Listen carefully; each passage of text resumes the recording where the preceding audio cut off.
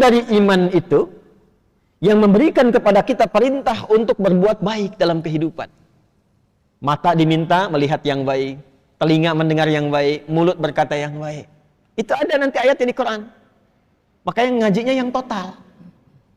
Misal mata nih, Quran surah 24, surah Cahaya An-Nur, ayat 30 untuk laki-laki, ayat 31 untuk perempuan.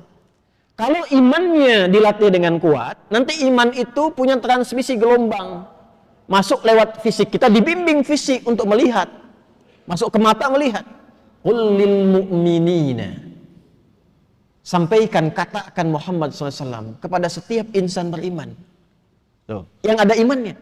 Yaghuddu min absarihim. Bila iman itu masuk ke dalam mata, maka iman akan menjaga mata supaya melihat yang baik-baik saja. Yang tak layak dilihat, iman akan berkata, palingkan.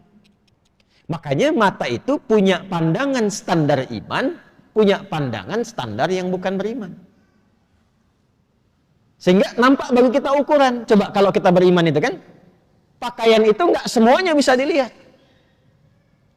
Pak, Bu, nggak semua bisa dilihat.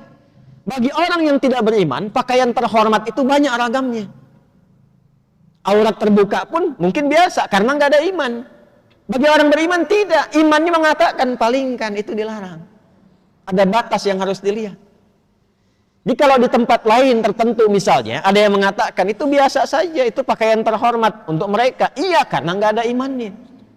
Nah, bagi orang beriman itu standarnya apa? Standar iman. Itu yang menentukan hubungan kita dengan Allah. Makanya ada aturan dan ada hikmah di dalamnya.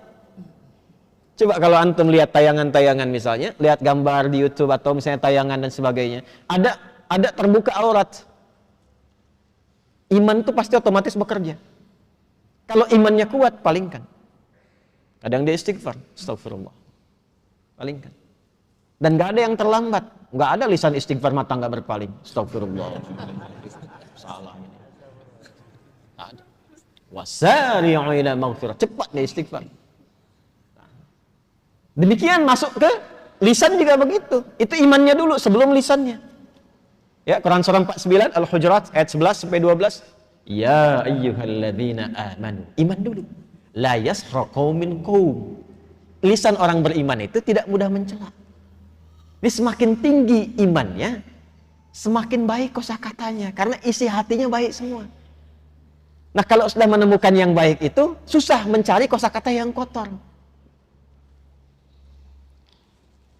Al-Hasan cucu Nabi tahu?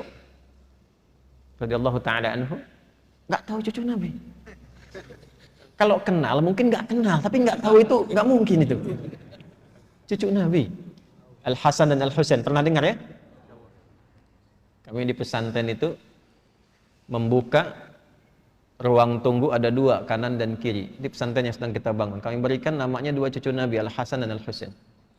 Dan setiap tempat ada bangunannya, di situ ada edukasinya. Kenapa dinamakan Al-Hasan? Di situ ada sejarahnya, siapa beliau dan sebagainya. Dan seterusnya. Al-Hasan itu punya anak. Kalau ingin melihat perilaku yang paling mirip dengan Nabi, itu Al-Hasan. Kalau ingin melihat wajah yang paling mirip dengan Rasulullah SAW, itu Al-Husain. Makanya belajar sejarah, bagaimana akhlaknya Al-Hasan Ibn Ali ya bin Abi Thalib radhiyallahu ta'ala anhu. Belajar sejarah. Itu diantara yang paling dekat dengan Al-Quran, yang lisannya paling lembut. Lembut. Masya Allah. Jadi sedang jalan dengan anaknya di masa fitnah kubra. Itu ada orang caci maki. Dalam satu riwayat, atau kama waqa, Allahu a'lam bis-shawab, sedang jalan dicaci maki. Begitu dicaci maki, kan ada satu masa fitnah kubra itu, ada fitnah yang sangat besar. Sampai orang berani mencaci maki cucunya Nabi SAW. Dan itu terkenal orang soleh. Beliau diam. Anaknya berkata kepada ayahnya, abati lima lam tarud, atau kama qala, ayah, kenapa enggak dijawab? Maksudnya enggak diklarifikasi. Bahwa enggak benar demikian. Apa jawabnya? Wala adri kaifa arud. Bapak tuh enggak tahu cara jawabnya bagaimana. Sebab nyari kata-kata yang untuk membalas itu nggak menemukan dalam hatinya, dikhawatirkan takut menyakiti orang yang menyakitinya. Itu yang sering saya katakan, mencela yang sudah tercela itu buang-buang energi. Kalau sama-sama mencela ya sama-sama kotor kan. Nah beliau itu mencari ke dalam hatinya sampai nggak menemukan kata-kata kotor, atau sekedar untuk mengatakan saya tidak seperti yang Anda sampaikan, karena khawatir kalimat itu justru menyakiti orang yang sedang menyakitinya.